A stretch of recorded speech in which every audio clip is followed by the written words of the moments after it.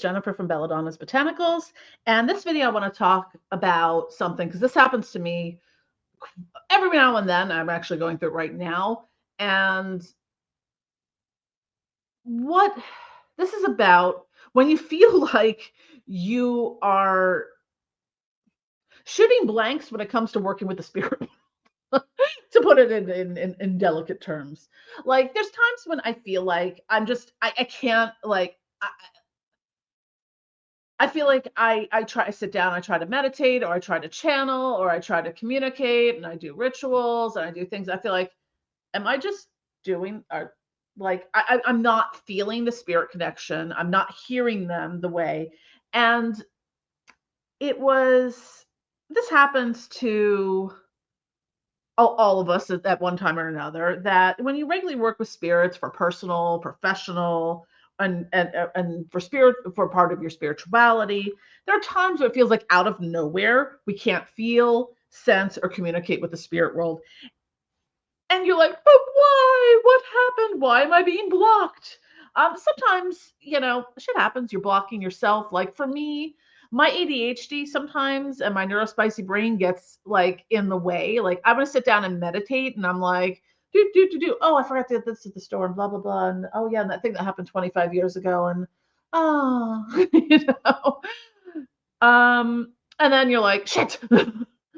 I am not hearing the spirits, or I can't, I'm trying to connect and I can't. This is normal. This happens. And what it is really, and I was reading this, I'm not sure which book, is in one of S. Conley's books. Might have been in the Complete Book of Demonology, or Lake of Fire.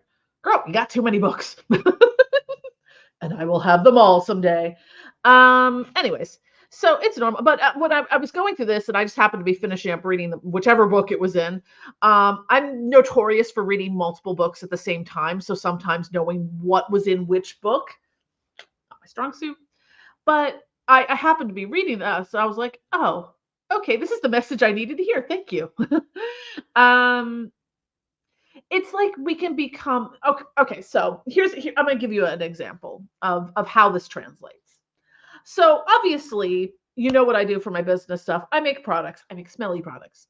Um, my house to me doesn't smell like anything because I've become nose blind to it. I tune out the fact that I probably have, you know, did I make anything today? No, but I did burn some incense earlier, and I burned some candles, and I packaged a couple things. You know, I didn't make dinner. I picked up food. Ran the dishwasher, did some dishes, all this stuff. So I've got kicked up scents in the house. I don't smell it. My house doesn't smell like anything to me right now. But I'm sure if someone else walked into my house, because I heard this all the time, like, "Oh my God, your house smells amazing." And I'm like, "Oh, like I don't notice." Like I have to leave for a significant amount of time for my nose to reset. And then when I come in, I'm like, oh, okay, I can smell that it's, like I could smell, the remnants of incense smoke, or the remnants of that thing I made earlier today, that sort of thing. So the same thing happens in the spirit work, in that the way I became nose blind to all the scents in my house, you kind of become desensitized to the sensations you feel when you're working with spirits, or when you're hearing spirits, or when you're meditating or working on the astral and stuff like that. And it was frustrating for me because I kept feeling like I feel like I'm blocked, or I'm disconnected, or like why am I so blocked? Why can't I concentrate? Why can't I do this? And why can't I do that? It's for a simple reason, and this too shall pass. I just wanted to make this quick video and let you know, if you're watching this, it's okay. It happens to us all. There is nothing wrong. You probably didn't piss off the spirit world. Just keep at it. Don't give up. Don't give up. That is the key thing here. Because while I might, take a week, I might have 6 days where it's an absolute miss. I can't communicate. I can't channel. I'm not doing any dream work. I'm not doing any astral travel. I just fall asleep instead. And but that one day when something does come through, holy, you're like, okay, so I'm not broken. I did just get like either some new gnosis or some new instructions on something. Just be patient with yourself. Give yourself downtime because you know what? The other thing too is doing this spirit work, especially if you're doing things every day, is exhausting. Like doing that type of like okay, you need to have a good practice of making sure you maintain being grounded and centered in life, or you're just gonna kind of be floating off in the ether. And that doubly so for me because I have no earth signs in my entire natal chart. So my ability to float off into the ether is pretty legendary. Um, Keep at it. And, Rome wasn't built in a day. And you might feel cut off for a period of time. Sometimes there's just other things going on in your life. You might feel like if you're sick or you are depressed about something, you might find that during these times you're not able to have as enriching of an experience. So it's okay. It's okay that if you are experiencing this now, if you just can't ever get back to it, okay, that's a different story. But there may be a reason for that. And sometimes for me, like I know one of the reasons, when I think it was over the fall sometime, because the thing was I needed to shift my focus on working with my higher self for a period of time. So it's not that the spirits didn't want to work with me or wouldn't work with me. It's just that I was instructed to work on my higher self. Or sometimes I'm working a lot more with my spirit guides than I'm working with, say, my matron and patron. Or, I'm doing path working things. So I'm working with different spirits. And even in that, like I took a break. Like I did the first 4 spirits of the Goetia. I did Bael, Agares, or no, maybe the first 3. Bael, Agares, Visago. Yeah, I think that's it. I know what I'm thinking of. I have 4 videos in the series because I did an introduction video. So, but I did those 3 spirits pretty back to back, and then I kind of took a month off. I was working a little bit here and there with Gamagan, but I just took some time because doing a lot of the path working is very intense. And especially if you're doing a lot of like ascension work and astral travel and spirit communication and rituals and invocations and divination and all that, it can be taxing. And the same thing with doing ritual work is very, like I've had ritual hangovers before from very intense rituals.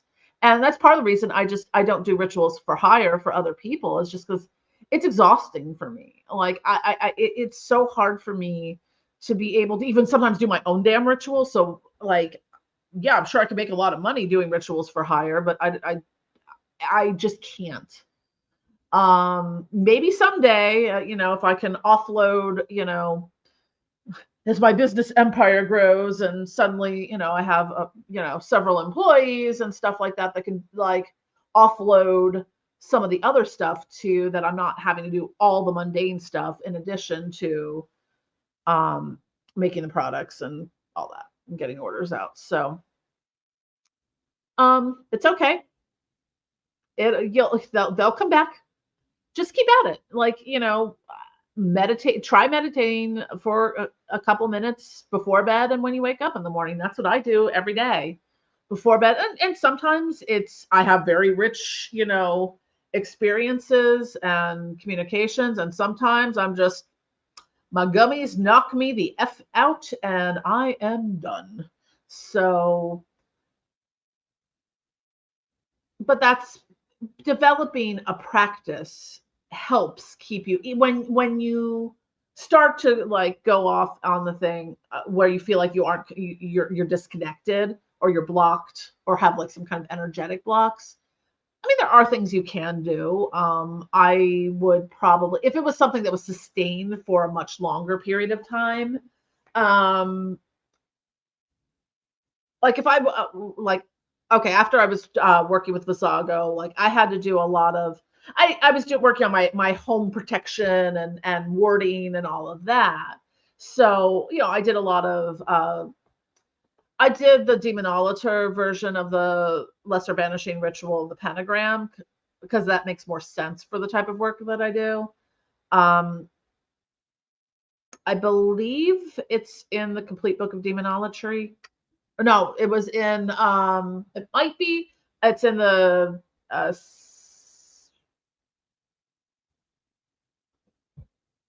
I can't see it from here. Psychic Defense and Protection Magic by S. Conley. I think it was in that book. So, but like if you do a massive cleansing like that, you might have to kind of re-invite the spirits back into your house too. So sometimes you may have done something that inadvertently caused a chain reaction. Like it's not like you were banishing, your matron and patron deity from or spirit from work, from your place, but you, that can happen. If you have if you work with a lot of different spirits and do a lot of work, they're kind of with you in a way. I don't do very